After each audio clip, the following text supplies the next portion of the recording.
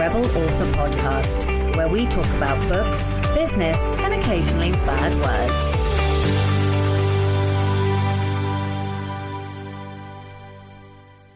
Hello, Rebels, and welcome to episode 172 of the Rebel Author Podcast. Today, I'm talking to Anne Bartolucci all about sleep, creativity, and procrastination. But first, to last week's question, which had a whopping response. I'm delighted. So I'm not going to be able to read everybody's comments, but the question was, what are your goals for 2023? And we had comments from Ian, Eden, Torna, HB, Dharma, and a couple of others as well. So thank you so much to everybody. HB Line says, my goals for 2023 are to continue developing my strengths. Love it. Everybody drink. And to launch my coaching business and write and publish my next nonfiction book. I'll add other goals as I move through the year. And Torna said, I have a handful of goals, finish the first draft of the mystery I am working on, but I have a full list of books that I want to publish this 2023. 1, poetry to make writers get moving, if only laugh. 2 are combinations of poetry and prose, and history that includes illustrations that I've done. And yes, so everybody else gave lots and lots of different goals, and I love that. Thank you so much, everybody. So along the same vein then, this week's question is, what's your 2023 reading goal? So last year I ended up reading, I think it was 106 books. That was what I ended up on, which was lower than the year before, which was 120 books. So we all know my competition's not very happy with that. But of course, it's completely unsustainable to read more every year, year after year. Otherwise, at some point, I'm going to be reading 700 books in a year and doing nothing other than like eat, sleep, shit and read. And that's not going to be my life. So yes, I think I have set my goal at 100 again this year. So as long as I beat that, that's fine. I obviously not the secret goal is that I want to read more than 120, but I'm not saying that out loud. Oops, I said it out loud. But no. The official goal is 100. That's what you can hold me to account for. And apologies in advance. I'm quite husky. I've been poorly this last week, and so I've got this filthy laugh, and well, I have a filthy laugh anyway. But yeah, I'm sounding a bit croaky, so apologies on the audio this week. Okie dokie, the book recommendation this week is Neon Gods by Katee Robert. This is a saucy, very spicy retelling of Hades and Persephone. It is also one of the books that we are looking at for the masterclass this month. Well, the masterclass is on the 1st of March if you are a Rebel patron, and at the $15 tier, I think it is. And so we're doing Neon Gods and Scarlett St. Clair's A Touch of Darkness, I think it is. And we are looking at retellings and sexual tension. So if you would like to learn more about either of those, then you can by joining the Patreon. The reason that I am recommending the book is because, 1, I absolutely bloody loved it, and 2, what Katee does, other than sexual tension very, very well, has very clear and explicit consent in her books. And I love that. I love books that have very clear consent, but it's not like, you stop the book to request consent or whatever. It's done in the mood and atmosphere of the scene. I just thought it was really elegantly done. Very, very well done. I love Hades and Persephone stories. I love retellings. So yeah, and I love her world in particular. I've now read all 3 of the books in this series. I literally read them back to back. I never do that. Ever. Literally never, ever. I never read book 1 and then go on to book 2. And I know that's sacrilege to say that because so many people like to binge read. I do not. I do like to binge read, but books from different series. So like I'll read really intensely for a week or whatever, but not usually books one after the other in a series. It's very, very rare that I will do that. And I did that with this series. So that tells you something. Look, it's not going to be for everyone. It is kind of skirts the line of erotica. It might even be classed as erotica. I'm not sure if it's erotica. It feels like it's definitely very spicy. I don't know if it's erotica. I'd have to have a look at the categories on Amazon. Either way, please do check the trigger warnings and the content warnings. You can do that by visiting Katee's website and then scrolling to the books, and then checking, because Katee has very clear content and trigger warnings. So please do that if you go and read it. However, I fucking loved it, and yeah, it's a fun read. I recommend it. Okay, on to my personal update. As I mentioned, I have been ill. So it is Thursday the 5th of January, and I have been ill, I would say, since the 30th of December. I went to bed at 6 p.m. on New Year's Eve. I did not see midnight. Well, I did, because the fucking fireworks woke me up at midnight, shot up in bed thinking somebody was firing a shotgun around the house. But no, I didn't see New Year's Eve, which I was very disappointed about, because I absolutely love New Year's Eve. Anyway, it's still New Year. I'm still lapping up the buzz and the energy of a fresh start. My activator, everyone drink, fucking loves a fresh start. So I have always loved the New Year. It's not really I don't really count my working year as New Year. I do use it as a fresh start, just because I use the energy of the New Year as a fresh start. But I sort of class my year as April to the end of March. Yeah, the tax year, because that's what my business does. So, and I always do my end of the year roundups as well. I've already started thinking about it this year, because this year was a hell of a fucking year and it's not even over. Anywho, so yes, I was ill. I'm more or less, no, I think you can probably hear in my voice I'm not quite back to normal, but I am decidedly better than I was. So in the last week then, I have been manically trying to do everything for the launch of a game of Hearts and Heist. I am ridiculously excited because ARC copies have gone out and I'm starting to get feedback and everybody's loving it and I'm like so excited. Oh God, I wonder if I will ever stop being excited every single time I open my mouth about this book. But like, I'm just so fucking grateful to everybody who's taken the time to read an advanced copy, who is helping with the street team and the launch, and like who is being lovely. Obviously, like not everything is 5-star reviews. There are other reviews on there, and that's completely fine. And that's the point of having ARC teams, right? Is so that you get honest feedback. But like, I'm just fucking delighted by everything. And so yeah, I'm really excited. I'm trying to throw a little bit more money at this launch. I've just signed off the hardback. I'm just waiting for the proof copy, and then I've got to upload. There were some typos, obviously, that come up in ARC copies. So I've got to update the files, and then they're ready, and I'm going to be able to order some copies to send out to particular influencers and stuff. I can't do loads because obviously it's bloody costly, but I'm going to do a few.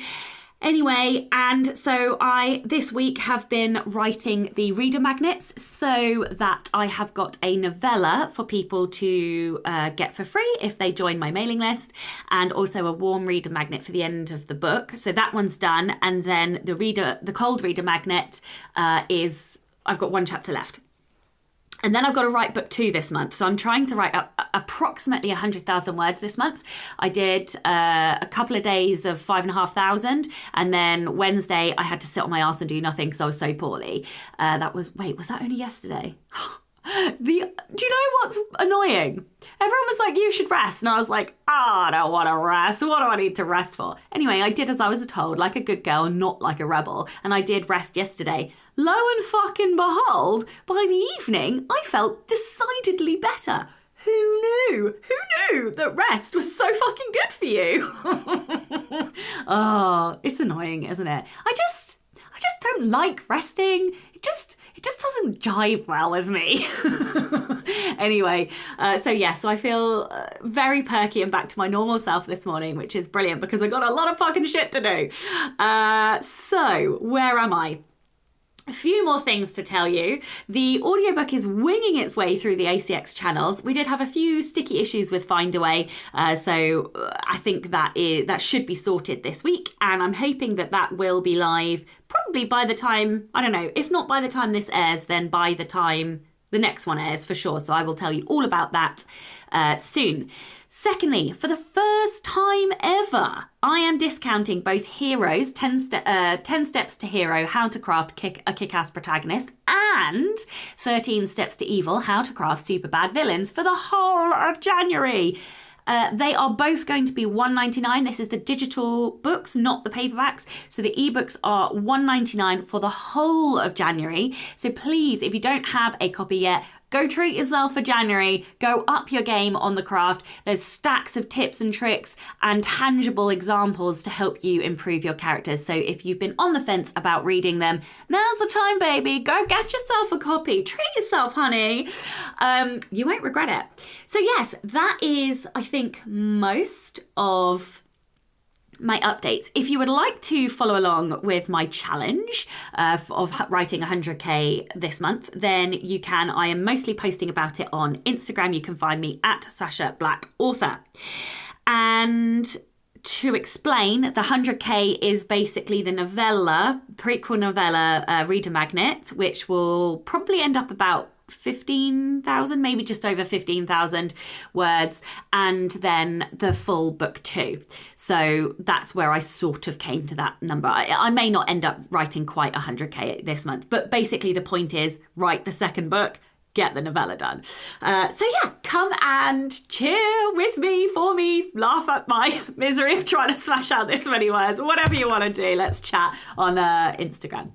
Okay, so let's move on. The Rebel of the Week this week is Sam Ross. Sam says, my story begins with my work. I was at a manufacturing company working a frankly pretty shitty job, but it was a rebuilding moment in my life and there was a global pandemic at the time, so it's what I had.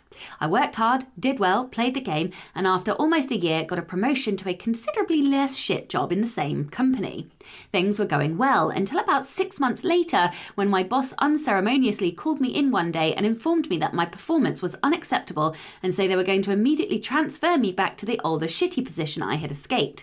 I was shocked, not just from the abruptness but from the inaccurateness of it. My performance was great. We got weekly metric reports and I was consistently one of, if not the best in my department. What became clear over the next couple of days was that the demotion had nothing to do with my performance, but because another employee who was working the shitty job was having a breakdown due to the awfulness of the work. But she had seniority over me, so they created an excuse to bump me as the newest member of the second team. But they didn't want to fire me because I was very good at my job and they couldn't afford to lose anyone, not me and not the other employee. So in their minds, this was the best solution. I disagreed. I disagree too. Thankfully, we were partially remote due to the pandemic, so diving headfirst into interviews and job searching was possible. In the meantime, I made sure to collect all the evidence around my unceremonious demotion, including work reports, performance evaluations, emails, etc. It was a thick file. And when I found new work and gave my 2 weeks notice, where the boss who demoted me literally asked if there was, oh my God, if there was any amount of money I could give you to stay, and then hid for a day when I said no, that file was ready and waiting with full explanatory statements to the HR representative, in concluding my exit interview. I almost felt bad for the HR rep. He read through the file, getting visibly sadder and sadder with each page, and apologised profusely. I don't know what happened to the boss after I left, and I don't really care. It's all on record in the company's files, and on them to figure out the shit show I left behind. I love this. How dare they treat you like that? It's just bananas that they could swap one person out into a role. Like, clearly it was the role that was the problem, and the work, and also the fucking management of the role. Like, oh God, I just don't understand people. This is why I studied psychology, guys, like, because I don't understand people. Like, I don't understand how they could think that this was like acceptable. Also, good for fucking you for like digging in and finding a different job that will like treat you with the respect that you need. Good for you. And thank you for sharing that rebellion. If you would like to be a Rebel of the Week, and please, my darlings, please be a Rebel of the Week, because we are always low on stories, this week included, you can email your story to Becca over on rebelauthorpodcast@gmail.com. Remember, they can be any kind of rebellion. It doesn't even have to be your rebellion. It can be a family member, a friend. It could be a cousin, a sister, a brother, a sister from another mister. It could be anything, anybody's rebellion. But please do send them in to Becca over on rebelauthorpodcast@gmail.com. Okay, huge thank you to my existing patrons and returning and new patrons, Dharma Kelleher, Laura Annis, Tamara Nicolai, and Jennifer Conti. Thank you so much, guys. Your support means everything to me. I really appreciate it. And don't forget to make the most of all of the benefits that you get by being a patron too. All of those should come to you through Patreon DMs, and if they don't, please do message me and we can make sure they get sorted out. If you would like to support the show and get early access to all of the episodes as well as bonus content, and next week it's movie night, guys, then you can from as little as $2 a month by visiting patreon.com/Sasha Black. Okay, that's it from me this week. Let's get on with the episode. Hello and welcome to the Rebel Author Podcast. Today I am joined by Anne Bartolucci. PhD, DBSM, is a licensed psychologist and certified behavioral sleep medicine specialist. She has published 2 nonfiction books, most recently Better Sleep for the Overachiever, and has done talks and workshops for corporations, professional organizations, and at sci-fi, fantasy, and steampunk conventions. She has a not-so-secret other life as USA Today best-selling steampunk and urban fantasy author Cecilia Dominic. In 2022, she combined her loves of writing and psychology in her new venture, Psych Up Academy, and she enjoys coaching and designing online courses to help high achievers work with their brains to achieve their dreams. Hello and welcome. Hi, I am so excited to be here.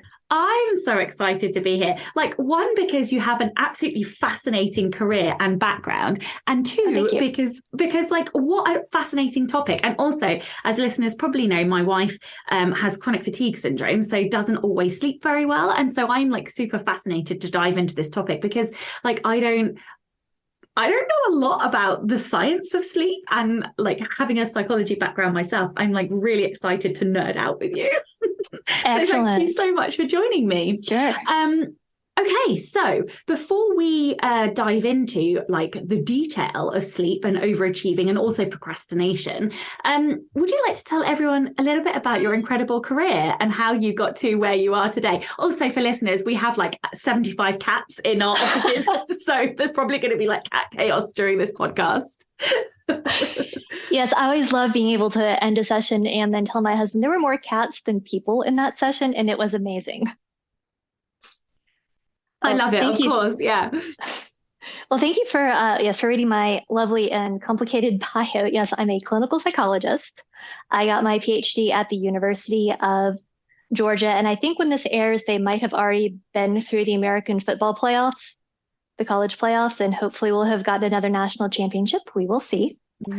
And yes, and then I decided that I was tired of making graduate student money and went straight into a position at a sleep disorder center. And so I did general sleep medicine for a few years, and then I got tired of, well, I'll tell you about that in my rebel moment later.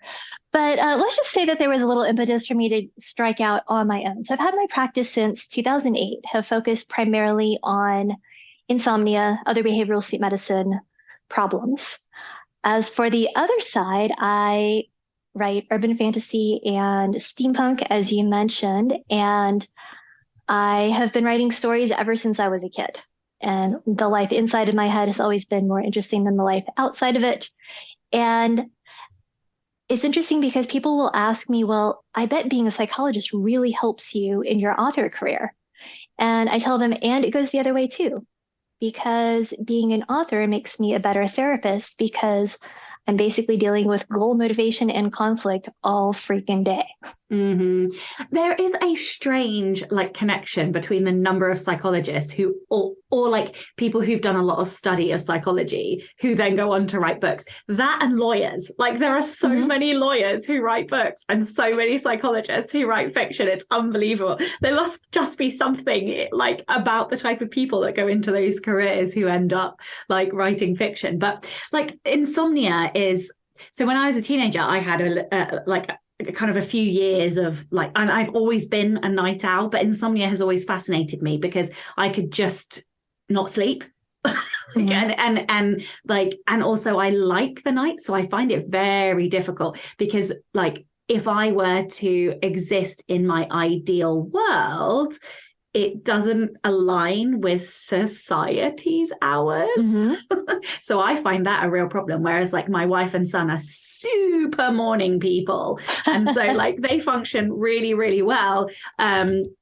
But yeah, anyway. So today we're going to talk about a couple of different topics. The first one is sleep and the other one is procrastination. But I did want to start with sleep first. So like, what are the most common myths or bugbears that you would like to bust about sleep and or maybe insomnia? Great question. I'm going to give you one that is advice that we hear that is just plain wrong. And I'm going to give you a couple of unrealistic expectations that people have. Ooh, The advice we hear is to go to bed at the same time every night. And I'm sure you've heard that. Yes. However, it's not quite correct. It's more important to maintain a regular wake up time, which everybody says, oh no, it's so hard to wake up at the same time every single day, especially on weekends or vacations. But that's where our internal clock anchors. It's when we wake up. And if you maintain a regular wake up time, then you will end up naturally having a regular bedtime, but you cannot force yourself to go to sleep if you're not sleepy. And so people will hear that they have to have a regular bedtime. Oh, I want to get 8 hours. So I'm going to go to bed at 9 or 10 o'clock, wake up at 6, and that will give me plenty of time to go to sleep. However, then they end up lying in bed awake, which then feeds the underlying insomnia process, which is that the association between bed and sleep is broken. So this I find fascinating because I'm completely the other way around. Like I'm happy to get into bed because I know I will do the same thing before I go to sleep every single night. Like I make sure all my notifications are clear and then I read like for as long as is needed for me to feel tired, because then like it's like a switch in my brain. I'm like, oh, it's bedtime now. And then like I'm out in seconds and it really annoys my wife. Because like when I'm ready to sleep, like that's it. I'm going to sleep immediately. And within about 3 seconds, I'm fast asleep. The other way around, the morning thing, I find excruciating. It's funny because I was just like I was voice memoing a friend earlier today. And I was like, I really need to just like get out of bed immediately and go and make coffee before the school run, because like I can't cope with life until I've had a coffee. But like I find it so hard to just get out of bed. Like, and so yeah, I don't know, like, is it poor sleep? What is it that like on the other end of the spectrum? Or do you focus more on the going to sleep side? No, it is interesting with the mornings. There is something called sleep inertia or sleep drunkenness, where yes, people wake up but the sleep sort of hangs on a little bit longer. Yeah. And it can make people lay in bed for way too long trying to wake up. So yes, you're on the right track, which is go ahead, get up, start your day. I know. I have to admit, I have never been a bounce out of bed first thing in the morning person either. And so I tell my patients, as long as you're up within 20 minutes, you're probably fine. Okay. Yeah, like I'm so, I don't know, groggy, and but my wife and kid, like my kid especially, just bounds out of bed and is like talking at me at like 5,000 miles per hour, and I'm just like, I don't even know my own name right now. Like, give me a second. Oh dear. Okay, so did we cover both of the myths? I think we only covered one, didn't we? That was just one. Yes. Myth number 2 is I hear a lot from people that they don't believe that screens affect them in the middle of the night, because we hear that we need to turn off our screens an hour before going to sleep. Yes. And that people say, well, I don't have trouble falling asleep my trouble is with waking up in the middle of the night. So screens don't have anything to do with that. That is completely incorrect. Screens can come back to bite you later on the night because, as you were talking about, yes, you have high sleep drive at the beginning of the night, so you fall asleep quickly. But then as you sleep, the sleep drive goes down, which means the other issues emerge. So is using screens before bed a problem then? Yes. Okay. So how long before we sleep should you put the screens down? And does this include a Kindle? Ideally an hour, and it depends on if your Kindle is backlit. Like I have a Kindle Oasis, which you can turn the backlighting completely off. Okay. And that's fine. Okay, but any backlight on the Kindle, even if it's super low, is a problem? It can be. Some people are more sensitive to it than others. So I would say play with it and see. Okay, that is interesting. You do hear that about the screens being a problem before bed, but I was never sure if a Kindle would also be like an issue because you can lower the light and stuff.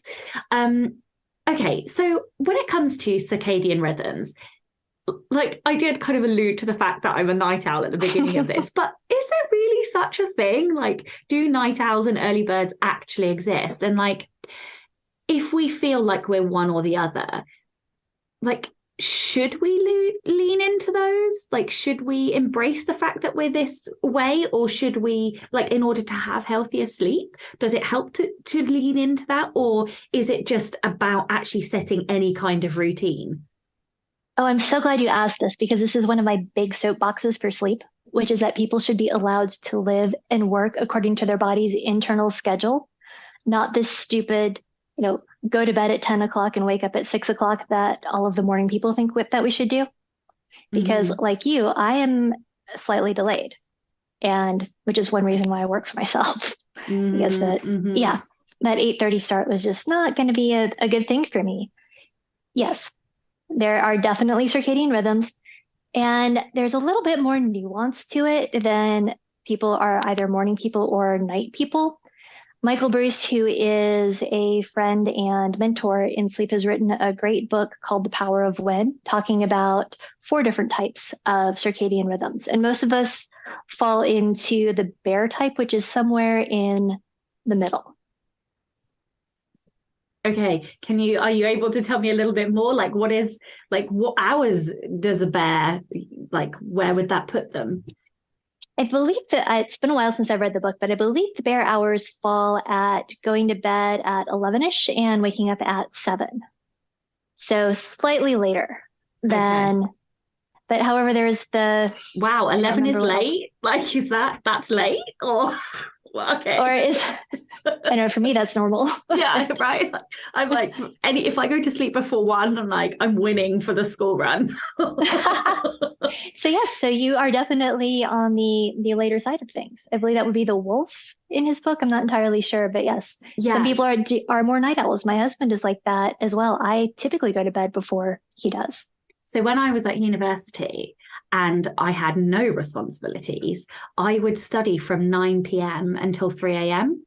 And then I would go home and go to sleep. Like those were like when there was no restriction and nobody telling me what to do, that's where I naturally fell. But then now, obviously, because of society and stuff, I try to go to sleep between like 11:45 and 1. Like, but the problem, I would definitely go to sleep at 1 if it weren't for the fact I had to get up at like 7:20. Like, it's just too painful. I need at least 7 hours sleep. And that's another question. Is that a myth? Do we need a certain amount of sleep or? So we need different amounts of sleep on different nights. So not all of us is going to need 8 hours. And the National Institute for Health recommends for adults 7 to 9 hours, but people can sleep safely an hour outside of that. It's a bell curve. So those are the tails. But yes, people try to go for that 8 hour. And if they're not 8 hour sleepers generally, then they end up stressing out more about their sleep, which then creates more problems. Yeah, it's so funny, isn't it? We should just let ourselves be, really. And then like we'd have a lot healthier sleep. Okay, so what advice do you have for creatives who have like me, an extremely busy mind and like whopping to-do lists?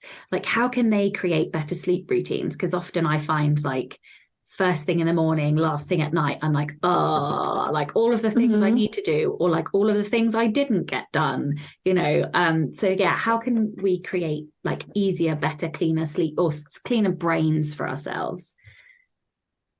Yes, I think that's a really good question. I will admit that's something that I'm working on as well. And sorry, my cat is like all in my face right now. Okay.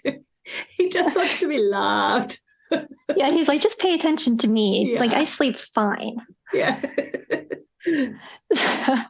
It's okay. So, one thing to remember is that our minds are like computers rather than light switches. So, remember back in like the late 90s when personal computers were really hitting the big market. It wasn't just the computer people who were getting them. And we had to pick songs to play because it took so long for the darn things to shut down. That's how our brains end up working.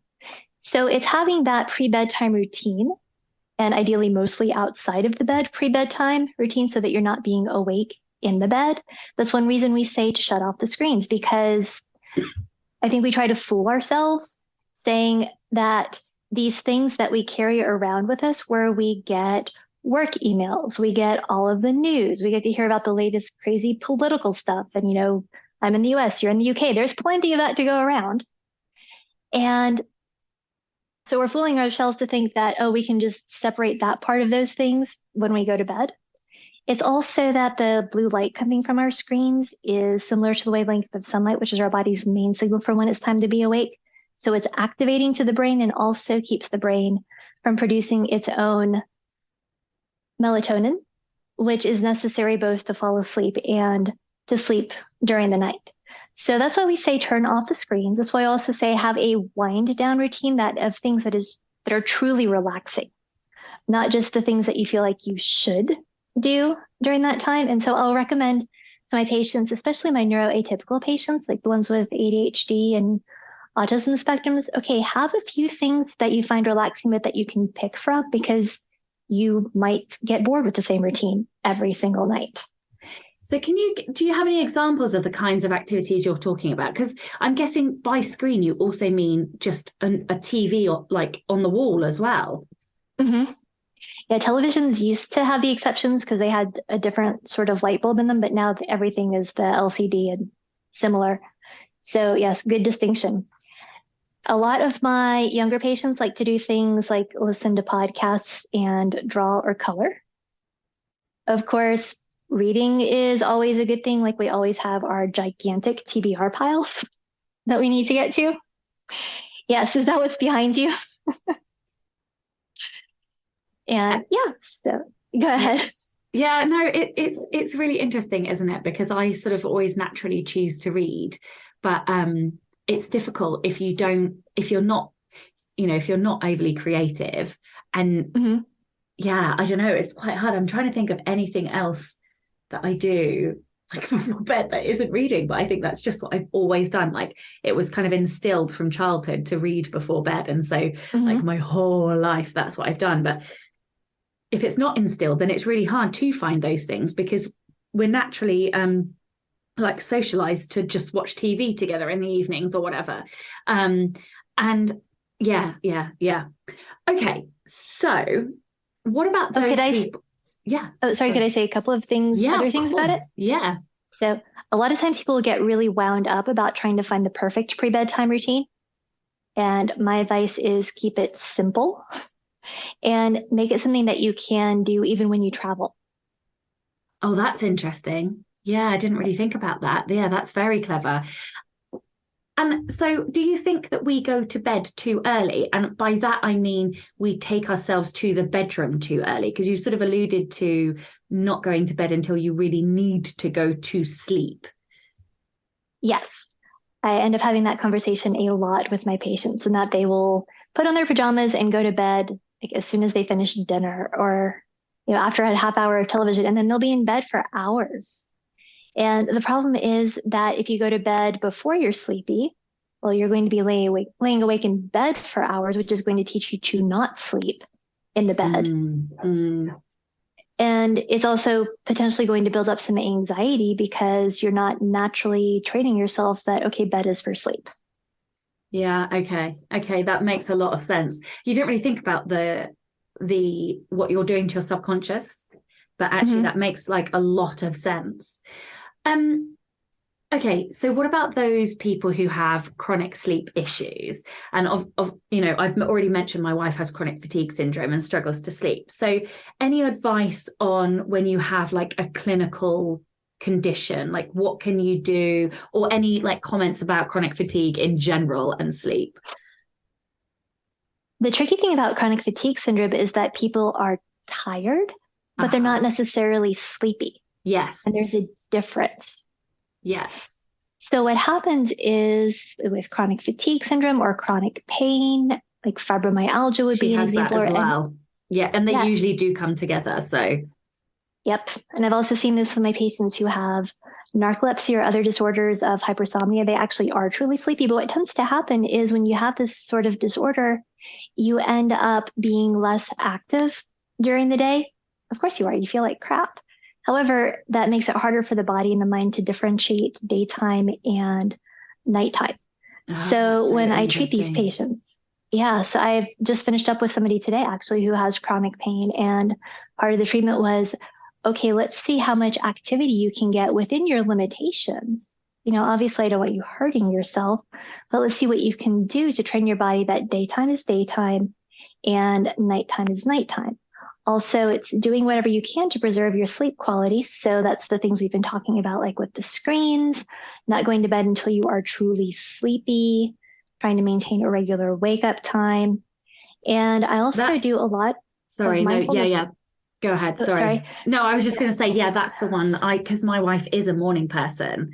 I think she Mm-hmm. needs to actually go back to like getting up at 6 because that's what she used to do when I met her, or even 5:30. Mm-hmm. But now, obviously, because of the chronic fatigue, she will sleep until she absolutely has to get out of bed. But yeah, sorry, keep going. Yeah, and it's of course I can't say anything about your wife's specific case, No, but I yes, know. if she can make, we want people to make their wake up times as steady as possible, again, for that internal clock, because every single cell in the body is attuned to it. And I also end up doing a lot of mindfulness and stress management for people to help them both with the internal struggles they have about their condition and also to keep the stress during the day from affecting them at night as much. Why do you think we all have different, like, natural sleep and wake times? It's very odd, given that we all live in the same 24-hour like society, and like, is that something biological? Is it genetic? Like, what? How do we know, like, scientifically, why we have different rhythms?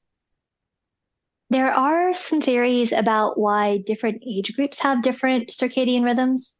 Like when your son hits the teenage years, he's going to probably be keeping you company at night. I can't wait for him to like not want to get up at the butt crack of dawn. Yeah. And so the theory was that, when we're all living in caves and we had to be alert and aware for large animals and other humans attacking us, the warriors would be awake at night. And then the older people would get up and start the fires early in the morning. And then the adults would be awake during the day doing the other hunting, Oh, gathering, wow. cooking. And so different people stick with these circadian rhythms, but generally what you see is that people shift later during the adolescent years and then gradually shift earlier as they get older, which is why we see the older folks going for dinner at 4 o'clock in the afternoon. Yeah, yeah. Yeah. Oh, that's so interesting. Oh, I love this. I love this so much. Okay. Let's move on to procrastination. You have a new course. So do you want to start by telling everyone a little bit about the course and what even prompted you to create a course about procrastination? It grew out of the procrastination and perfectionism chapters in Better Sleep for the Overachiever. I found those two chapters to be really interesting, and I wanted to do more research. Plus, we all see those listicles online. Oh, these are 5 things you can do to address procrastination. But the problem is all of that advice is very general. And I wanted to dig deeper and see, okay, how can we make things more individualized for people so they can discover why they personally are having struggles with the issues. Because one thing I have definitely found with working with my sleep patients is that if people understand why they're doing something and they understand that why something is important, they're more likely to change their behavior rather than if they're just given the flat out advice. We've all heard we should get up at the same time every morning, but once you understand that it affects everything in your body to maintain a regular wake up time, people are more likely to do it because they can perceive an immediate benefit for it. I also, find it really consistent with my personal and professional mission statement of helping people to see themselves and others with more compassion. And that's a big theme that runs throughout the course. It's like, okay, this is what your brain does. Rather than beating yourself up over it, let's figure out how to show yourself some compassion and work around it. And then I brought the psychology stuff into it by talking about mental shortcuts, which, since you have the psychology background, you might recognize as, automatic thoughts and assumptions, but things that drive our procrastination behavior that can also be really helpful to uncover and challenge. So, as you were talking, I was like, the understanding the why is the way that I think of it is the reframing the like either mental expectation or like the assumption, as you've just said. Yeah, it's about reframing that. Do you, and I've got to ask, because I ask everybody, do you know your Clifton strengths? I do. Okay, everybody take a drink. Yeah. Cheers. Cheers. Oh gosh, let me think. What are they? The first one is context.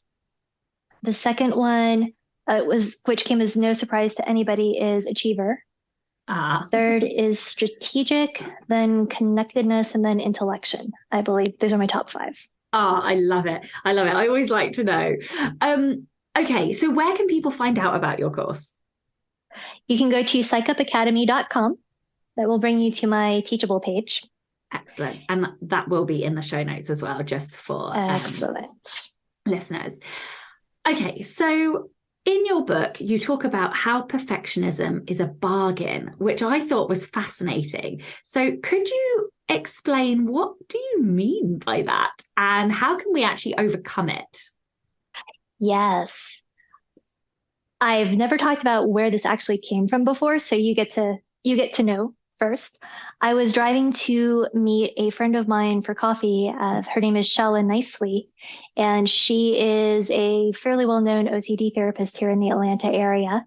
She also has a great memoir called Is Fred in the Refrigerator, Fred being her cat, and a memoir of her own OCD challenges and treatment. And I was also listening to an audiobook on life advice that you can get from studying improv, which was a great book. And my brain meshed these things together. It must have been something in the book that, perfectionism is the bargains that we make with ourselves, that if we can only satisfy a certain set of, let's be realistic, impossible conditions, then we can be happy. And some of the perfectionistic bargains that I talk about, for example, are if I don't succeed at the very first try, then I'm a failure. So if I succeed at the very first try of doing something, then I am a success. Or if I can predict everything, then I can feel secure. And these are all ways that perfectionism bubbles up in the brain and causes us problems. So how to address it, like you're saying, is awareness of it, reframing and challenging. And thinking about it, okay, well, no, if I'm not successful at something on the very first try, it's not a failure, it's an opportunity to learn. And so I talk in the course a lot about growth mindset and how moving into that can be super helpful with perfectionism. Yeah, I mean, everything you just said like cuts me so deep, but I'm pretty sure my soul now has a scar.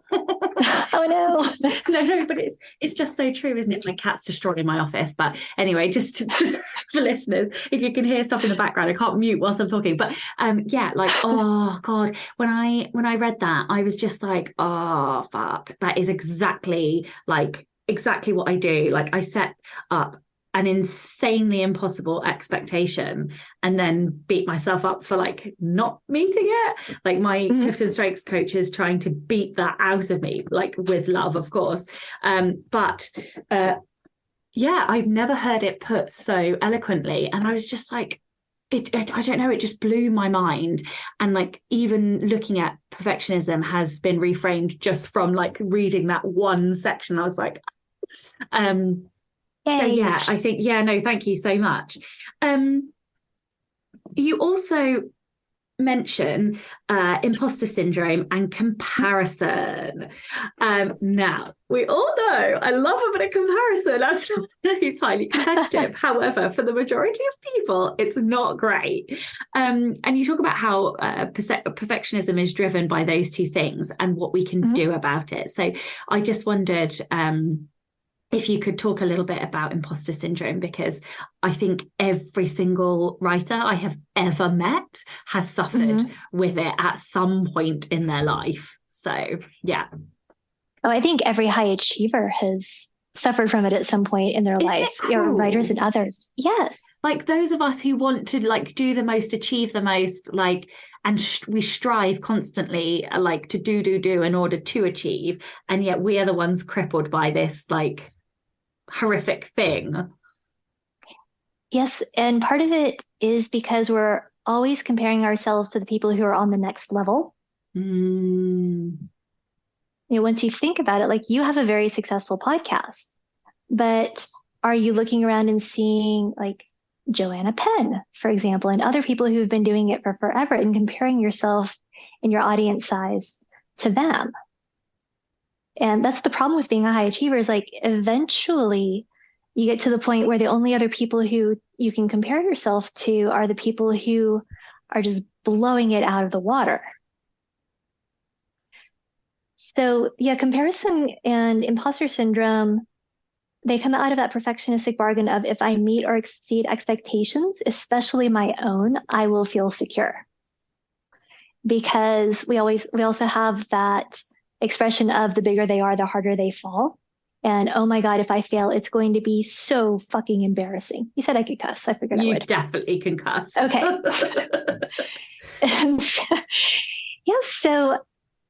it's also, driven by fears of not being good enough. And how do we tell if we're good enough? It's we're comparing ourselves to other people or to other people's expectations. Or we're all told to set goals, but make them high goals. Yeah. Yeah. And I think that's the thing with creativity, like to actually measure creativity is impossible. And so we put these arbitrary metrics on ourselves, like, word count, because it's a thing that we can count or track or measure. But like, how do you measure quality? So like, I always think there's this really big debate over, what is quality? Is quality in writing really good prose? Or is quality a book that somebody couldn't put down? Or is quality a book where you made somebody feel seen? Because they're all different things and you can't necessarily always have all of those in the same book. So how do you actually measure quality? Like you literally can't. And it's not really up to us anyway, as the authors, to measure quality. It's up to the bloody readers. And yet we try to determine this and determine like the worth of our creativity when it doesn't fucking matter. It actually doesn't matter. Just enjoy the process. Are you proud of what you've created? But then even then, like by even asking that question, you still have to put some kind of metric on it. Like what will make you proud? So yeah, I don't know. It's very strange, like being a creative and then attaching worth to it as well. Like it's... Yeah, that makes it really hard. I will admit, I have fallen into this trap so many times of when my books aren't selling well, I feel less motivated to write because somehow that's telling me that my creativity and my writing aren't good enough. Whereas talk about things that are completely out of our control. Yeah, exactly. Like, oh boy, like the market is just, you can do everything right and still not hit, or you can do nothing right and spontaneously create a brand new genre that just like goes berserk. And like that's why I suppose this whole career, well, not even career, we should stop saying career, really, we should say business, but like the whole business of being an author is actually just about like it's what's the word, it's a numbers game. Like you need enough books to eventually beat the odds, and the only way you will ever beat the odds is by having enough books. And some people are lucky fuckers and beat the odds after 3 books or 2 books, or you know, after their first series. And some people aren't quite as, in air quotes, lucky, and it takes 20 books, like Elena Johnson. I love that she always talks about this, and the fact that it was her 9th series before she had like a massive hit series that became a racehorse. And I just think like, yeah, exactly. This is a long-term game, and it is about numbers. And stop trying to make your first fucking book sell, because like just write more books, because that is the only way you're going to have a career. But I'm going to get off my soapbox right now before I upset everybody. Okay.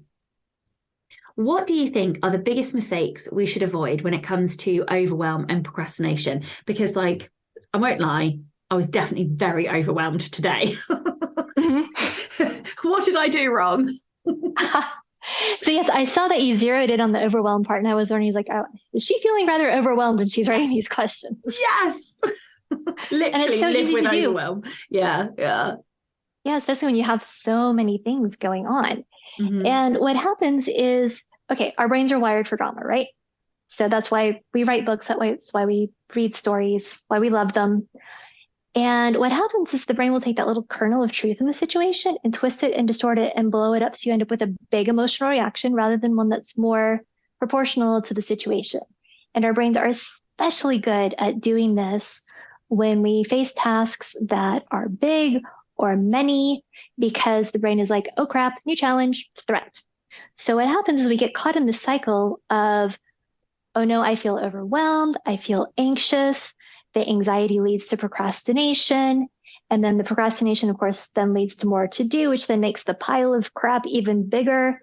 And then our brains will then stick in these thoughts of, oh no, this is never going to change, I can't handle this, which then makes the cycle go even faster. And suddenly you're stuck in overwhelm, no idea where to start. And oh crap, how am I going to handle this?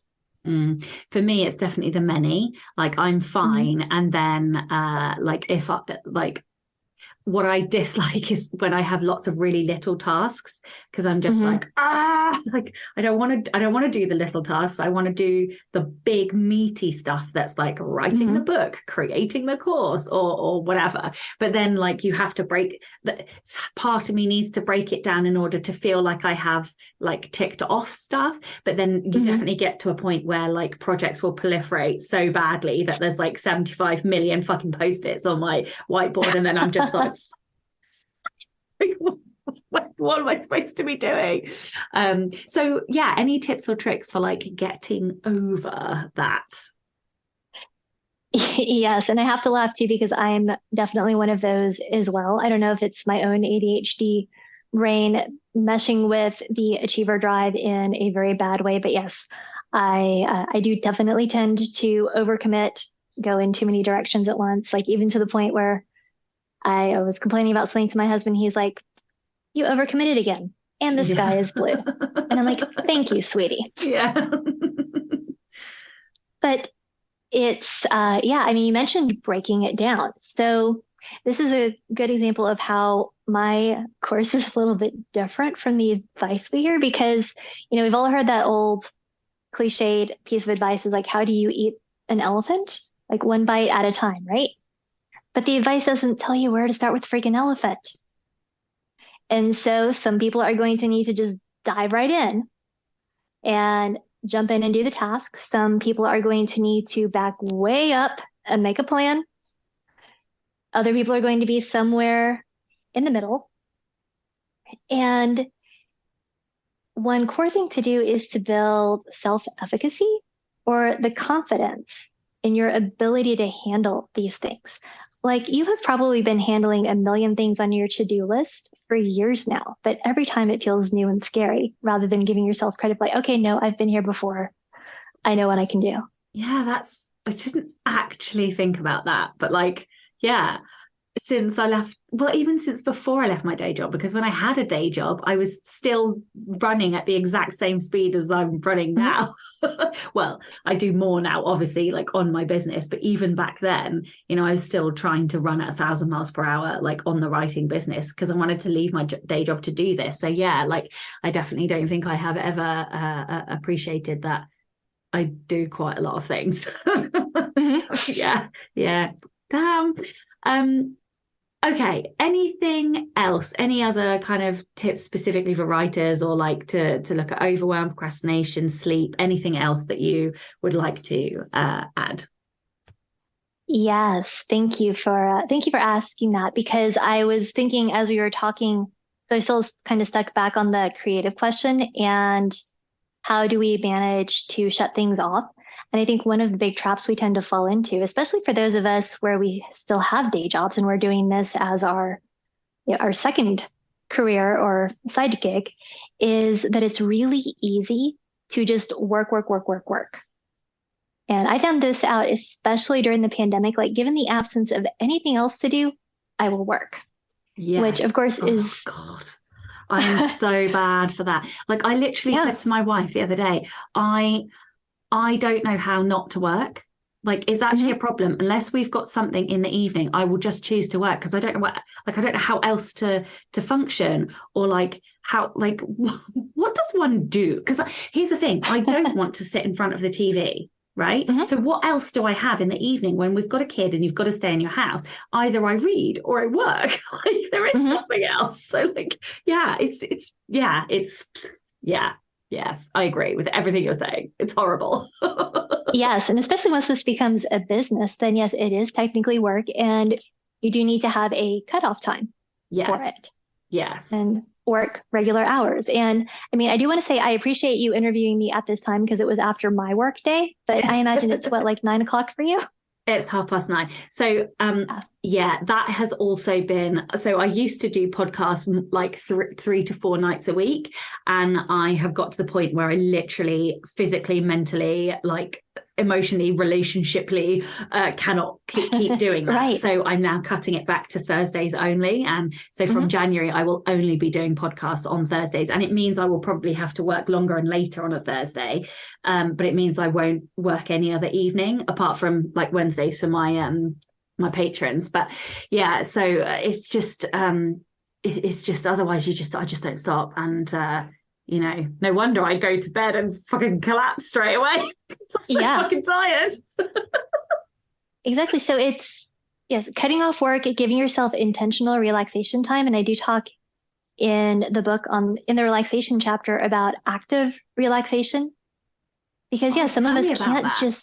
some of us can't just sit on the couch and Yes. do nothing. So active relaxation is something that is not work related, but still has a process and or a result that you enjoy. Okay, so like So, me going to boot camp or something, for example. right. Or, on the completely opposite end of the spectrum, like one of my hobbies is cake decorating. Oh, I love that. I love that. Oh, okay. Yes. Yeah. Okay. Yes. Yeah. Because I'm not very, unless I am in a completely different country on a beach with a book and a cocktail, preferably.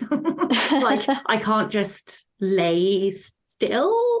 Like, I Mhm. can't just sit on the sofa. This is why I like going to the cinema, because I am forced to just sit and concentrate and focus on that one thing in front of me, because you can't do anything else. Like, you can't do anything else in the cinema other than focus on the screen. So yeah, I love that. Mhm. Okay, well, this is the Rebel Author Podcast. So tell everyone about a time you unleashed your inner rebel. I have to say, I was inspired by the story that you read out a couple of weeks ago, which will be like, a month and a half ago when this goes on about the guy who jumped out the window. And mine was not quite that much, but I did think back to, I think I've always had a little bit of an inner rebel, and I have always been super frustrated with teachers or anybody else who will punish a group of people for the actions of just a few. And so, for example, when we were in school, the teachers would make the whole class stay late because 2 or 3 people wouldn't show up or wouldn't stop talking. So this was in 6th grade, and we had this substitute teacher who was an absolute bitch. I still remember her name, but I will not say it. But it made that much of an impression on me. And she was just ripping into the class. I don't even remember what for, but I'm pretty sure it was one of those situations where it was like a couple of people just wouldn't shut up. And she was ripping into us for being disrespectful. So I got mad, and with my little redheaded temper, I fake yawned, rolled my eyes, and drummed my fingers on the desk. How did that go down? It didn't go very well. But the thing was, is like I was the smart kid in class, which means I was definitely not the popular kid in class. But the rest of my classmates stood up for me. They said, no, she just yawned. I love it. I love it. I absolutely love it. I love that everybody came to your defense. Yes. Oh, incredible, incredible. And I take it, yeah. Okay. Right. Tell everyone where they can find out more about you, your books, your courses, anything else that you would like to add. All right. So here's the list. Websites, psychupacademy.com. Right now I've got that redirecting to my Teachable page. Hopefully I will have a real website at some point. If you're interested in better sleep for the overachiever, you can find out about that at overachieverbook.com. You can also find it pretty much anywhere on any of the online retailers. And if you're interested in my fiction, that would be CeciliaDominic.com. That's CECILIA Dominic.com. And thinking about social media, my Instagram and Facebook are both Cecilia Dominic Author. I'm really more active on Instagram, and I also have a Psych Up Academy account going on Instagram. And if you are audiobook readers, Better Sleep for the Overachiever and my steampunk books are also in audio, available wherever you can find those. Amazing. Thank you so much for your time today. And of course, a gigantic thank you to all of the show's listeners and all of the show's patrons. If you would like to get early access to all of the episodes, then you can do so by visiting patreon.com/Sasha Black. I'm Sasha Black. You are listening to Anne Bartolucci, and this was the Rebel Author Podcast. Next week, I'm going to be joined by the incredible Travis Baldry. Travis is still a narrator, audiobook narrator, come author who has an incredible story and journey of success with his debut novel, Legends and Lattes. If you haven't read it, you really need to. It was a book of the week, one of the weeks recently, and he is just a fucking delight to talk to. So I cannot wait to bring you that episode next week. Don't forget to tune in and subscribe on your podcatcher. And when you have a moment, please leave a review.